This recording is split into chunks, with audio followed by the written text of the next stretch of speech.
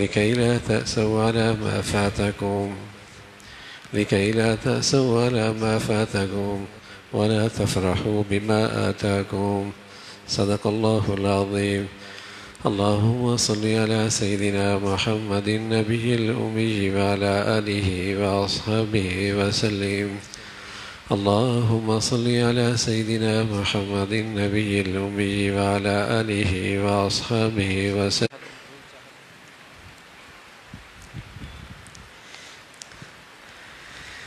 زندگی کے بے شمار واقعات ایسے ہیں کہ آدمی چاہتا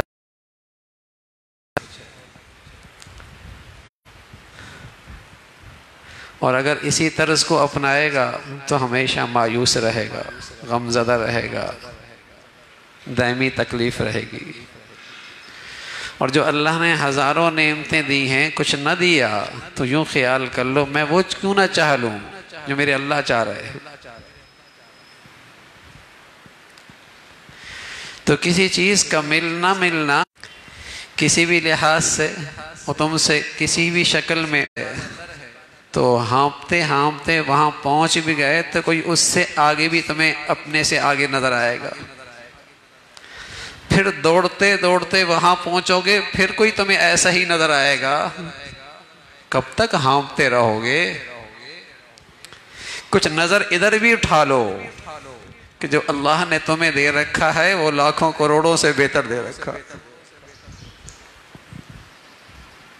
شکر آئے گا۔ اور جو نعمتیں ہیں اس سے لطف اٹھاؤ گے، زندگی کا لطف آئے گا۔ بے شمار واقعات ایسے ہوتے ہیں، کہیں درخواست دی، کہیں پیغام بھیجا، کہیں قدم اٹھایا، وہاں نہیں ہوا جو اس کی پسند تھی، وہ معاملہ نہیں ہو پایا۔ دوسری جگہ ڈالا، بات ہو گئی۔ اب پہلے کو غم لیے بیٹھ جائے، تکلیف رہے گی، دکھ رہے گا۔ تو زندگی کی خوبصورتی اس میں ہے کہ یہ نہ خیال کرو کہ جو ہم چاہیں وہ ہو جائے، جو ہو رہا ہے وہ چاہ لو، اس لیے کہ وہ ہو رہا ہے جو اللہ چاہ رہا۔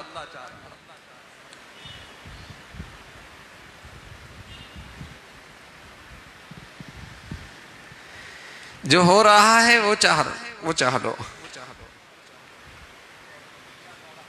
ایک آدمی دسترخوان پہ بیٹھا اور کچھ چیزیں دسترخوان پہ ایسی جو وہ نہیں کھا سکتا۔ ایک تو مایوسی کے ساتھ کھانا کھائے کہ میں یہ کیوں نہیں کھا سکتا۔ تو بتائیے یہ کھانا مایوسی کے ساتھ کھا رہا ہے، اس سے اس کی بیماری میں کوئی فائدہ ہوگا؟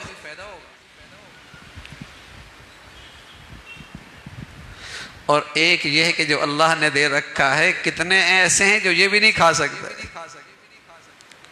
تو لذت کے ساتھ کھائے گا نا، خوشی کے ساتھ کھائے گا نا، مسرت کے ساتھ کھائے گا نا، دسترخوان پہ رکھی نعمتوں سے لطف اٹھائے گا نا۔ اسی طرح زندگی کے دسترخوان پہ کچھ ہوتی ہیں کچھ نہیں ہوتی، اب انہی کو لے کے بیٹھ جائے جو اس دسترخوان پہ نہیں ہے، زندگی کے دسترخوان پہ، تو مایوس رہے گا، دکھی رہے گا، دائمی افسردگی رہے گی۔ اور ایک یہ کہ زندگی کے دسترخوان پہ جو رکھی ہیں، کتنے ایسے ہیں جس کے پاس یہ بھی نہیں ہے۔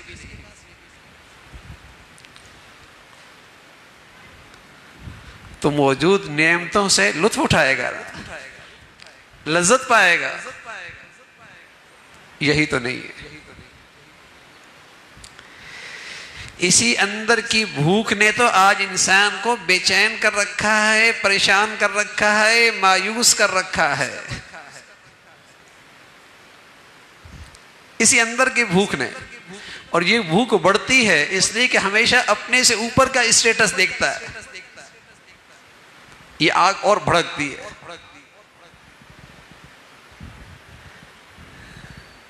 اور یہ بھوک سبحان اللہ غنا سے بدل سکتی تھی، یہ بھوک غنا سے بدل سکتی تھی کہ آدمی اندر سے مطمئن رہ سکتا تھا۔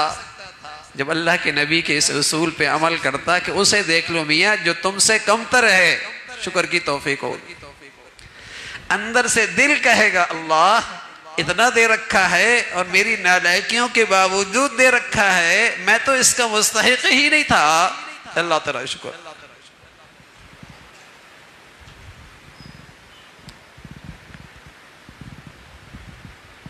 یہ شکر گزار چٹائیوں پر بھی اور جھونپڑیوں کے اندر بھی مطمئن رہے گا۔ اور سچ کہہ رہا ہوں اگر اندر کی یہ بھوک نہ مٹے اور یہاں اندر سے شکر نہ نکلے تو نعمتوں کے پہاڑ ہی کیوں نہ ہو تب بھی اسے اندر کی بھوک پریشان رکھی۔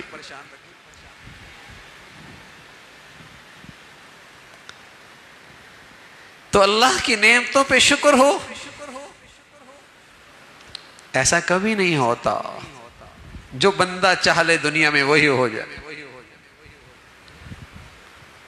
یہ دنیا اللہ نے ایسی بنائی نہیں ہے، اس کے لیے اللہ نے ایک اور جہان بنا ہے، وَلَكُمْ فِيهَا مَا تَشْتَهِي أَنفُسُكُمْ، جو تم چاہو گے وہ ہو جائے گا۔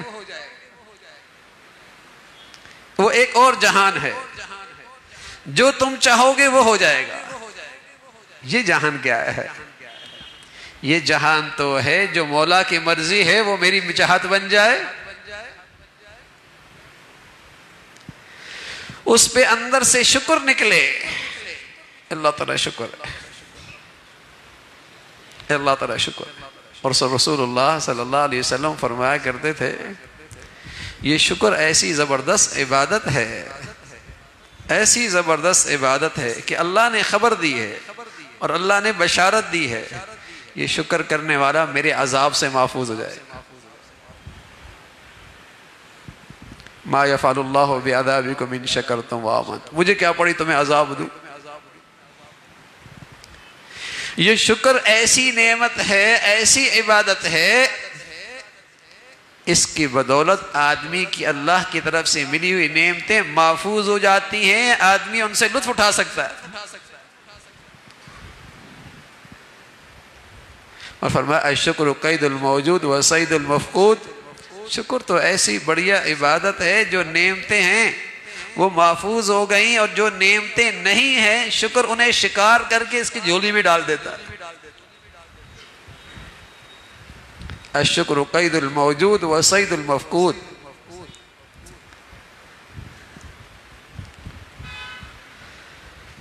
اس لیے شیطان مسلمان کو اس عبادت سے محروم دیکھنا چاہتا ہے۔ لَآتِيَنَّهُم مِّن بَيْنِ أَيْدِيهِمْ وَمِنْ خَلْفِهِمْ وَعَنْ أَيْمَانِهِمْ وَعَنْ شَمَائِلِهِمْ وَلَا تَجِدُ أَكْثَرَهُمْ شَاكِرِينَ، میں ہر طرف سے اسے ہٹاؤں گا تیرے راستے سے اور آپ شکر گزار بندے نہیں دیکھیں گے۔ اللہ ہم سب کی حفاظت فرمائے، جس کی زندگی میں شکر نہیں یقین کر لے کہ شیطان کا وار چل گیا۔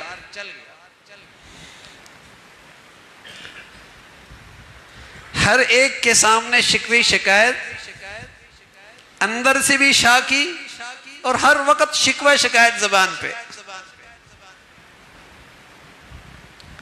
سمجھ رہے شیطان کی تدبیر کامیاب ہو گئی۔ اور شیطان کی تدبیر کیا کامیاب ہو گئی؟ اللہ کی رحمت سے دور ہو گیا۔ وہ جو نعمتوں کا دروازہ کھلا تھا وہ بندش ہو گئی، بھائی بندش۔ لوگ کہتے ہیں کسی نے بندش کر دی، ارے میں تو نے خود ہی بندش کر رکھی ہے۔ جب تیرے گھر میں شکر ہی نہیں ہے تو بندش ہی ہونی ہے نا۔ جب تیری زندگی میں شکر ہی نہیں ہے تو پھر رکاوٹیں ہی ہونی نا۔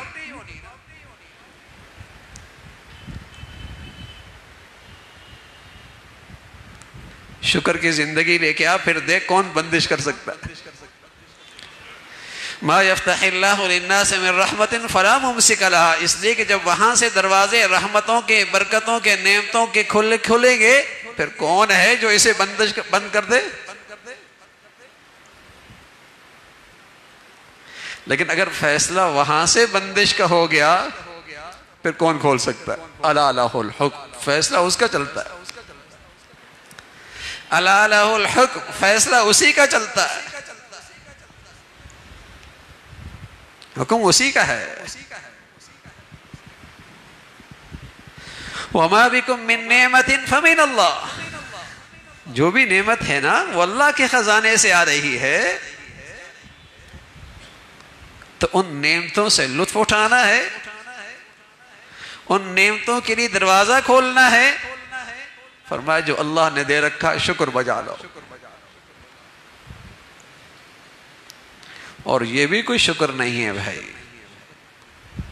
یہ بھی کوئی شکر نہیں ہے کہ بیٹا باپ کا بڑا شکر گزار ہو صرف زبانی، اور وہ باپ جب کہنے کے لیے کہے تو ابا سے کہے یہ تو میں نہیں کر سکتا، یہ تو میں نہیں کر سکتا. والدین کی اطاعت کوئی نہ ہو تو یہ بھی کوئی اولاد ماں باپ کی شکر گزار نہیں ہے، یہ بھی کوئی اولاد احسان شناس نہیں ہے. اس لیے کہ جہاں شکر ہوتا ہے وہاں تو محسن کی محبت آتی ہے، جہاں شکر آتا ہے وہاں تو محسن کی محبت اور عظمت آتی ہے، اطاعت کا جی چاہتا ہے. سبحان اللہ. جس مسلمان کی زندگی شکر پہ ہوگی وہ اللہ کی تو محبت کی لذت پائے گا، اور پھر اللہ کی محبت میں اللہ کی حکم کی تعمیل میں لطف آئے گا. یہ کوئی شکر نہیں ہے کہ ایک نعمتیں اس کی استعمال کرے اور ان نعمتوں میں اللہ کی نافرمانی کرے. یہ احسان فراموشی ہے، یہ تو احسان فراموشی ہے. اس لیے کہ جہاں شکر گزاری ہوتی ہے، جہاں احسان شناسی ہوتی ہے، اس کے لیے دل میں محبت ہوتی ہے، دل میں اس کے لیے جگہ آ جاتی ہے. آدمی کا یہ خیال ہر وقت رہے کہ یہ شخص میرے اوپر بڑا مہربان ہے اور میرا بڑا محسن ہے، تو بتائیے نا، دل اس کی طرف کھنچتا ہے، اس کی محبت دل میں جگہ بنا لیتی ہے. اور جب محبت آ جاتی جی چاہتا ہے کچھ کہے تو صحیح، اس کا دل خوش کر دو،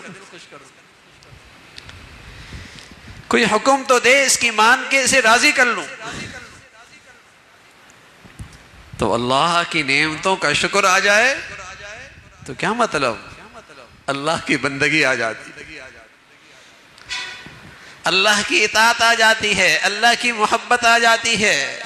شکر سے پھر نعمتوں کے دروازے کھلتے ہیں. لَإِن شَكَرْتُمْ لَأَزِيدَنَّكُمْ. شکر کرو اور لے لو، شکر کرو اور لے لو، شکر کرو اور لے لو. شکر کرتے چلے جاؤ، نعمتیں بڑھاتے چلے جاؤ. اور کبھی نعمتیں کمیت میں بڑھتی ہیں، 1 سے 2 ہو جاتی ہیں، 2 سے 3 ہو جاتی ہیں، 3 سے 4 ہو جاتی ہیں. اور کبھی کمیت میں نہیں بڑھتی، کیفیت میں بڑھ جاتی ہیں. ایک نعمت ہے، چھوٹی سی نعمت ہے، لیکن وہ ہزاروں نعمتوں پہ بھاری ہو جاتی. وہ حکیم ہے، وہ علیم ہے، کبھی گنتی میں بڑھا دے، کبھی مزے اور لطف میں بڑھا دے. گھر تو چھوٹا ہی ہے لیکن ایسا لگتا ہے جنت میں چلا گیا ہو. ایکڑوں پہ پھیلا ہوا ہے لیکن ایسا لگتا ہے آگ کی بھٹی ہے، جانے کا دل ہی نہیں کرتا.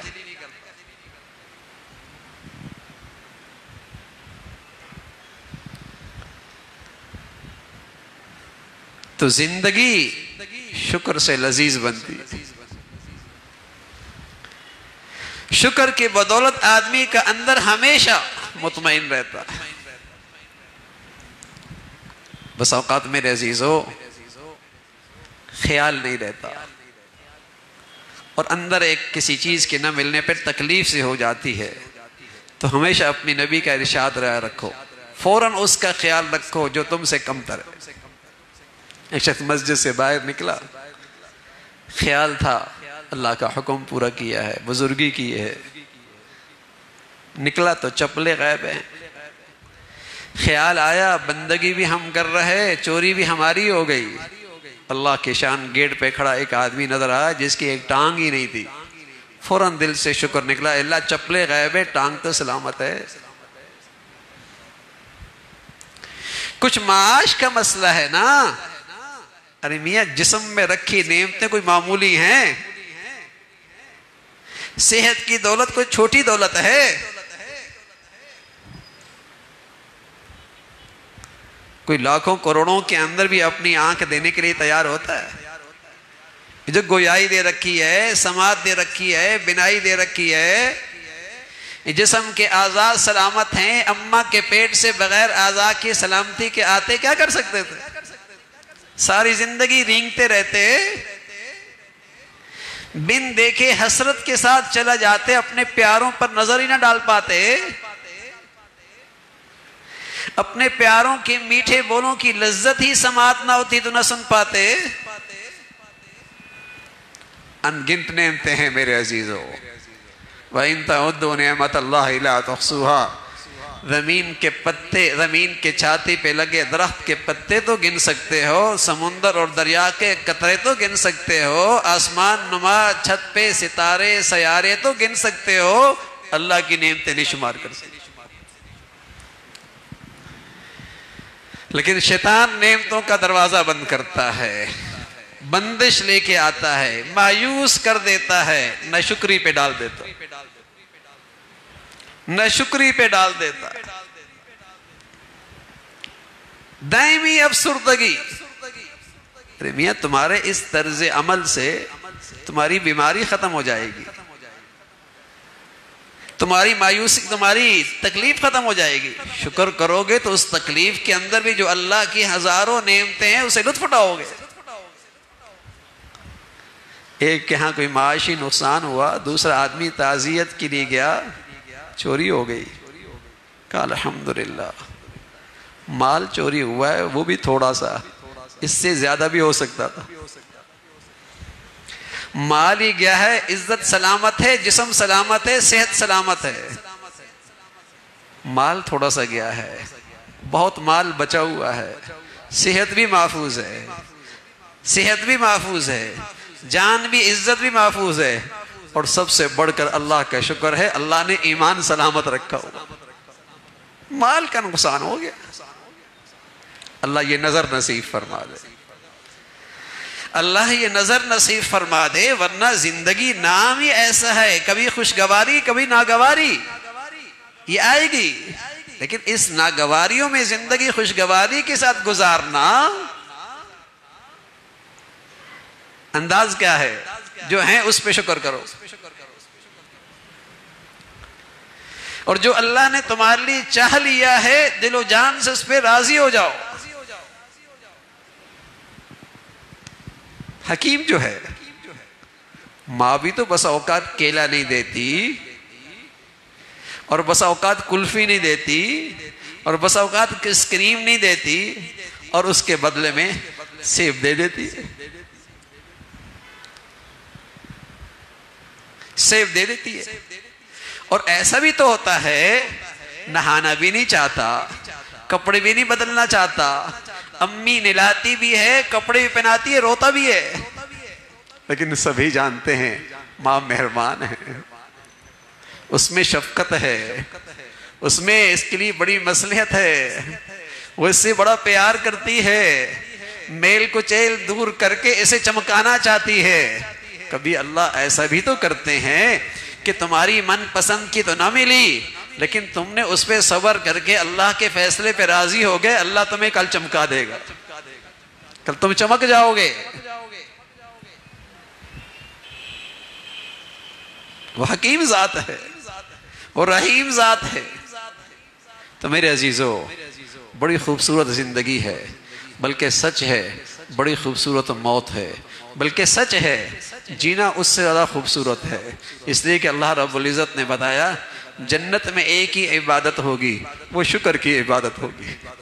وقال الحمدللہ، جنتی جب جنت کے نعمتیں دیکھیں گے تو کہیں گے الحمدللہ، اللہ ہمیں یہ شکر کی زندگی نصیب فرما دے، تو نیک شگون ہے کہ انشاءاللہ جنت کی یہ عبادت بھی نصیب ہو جائے گی۔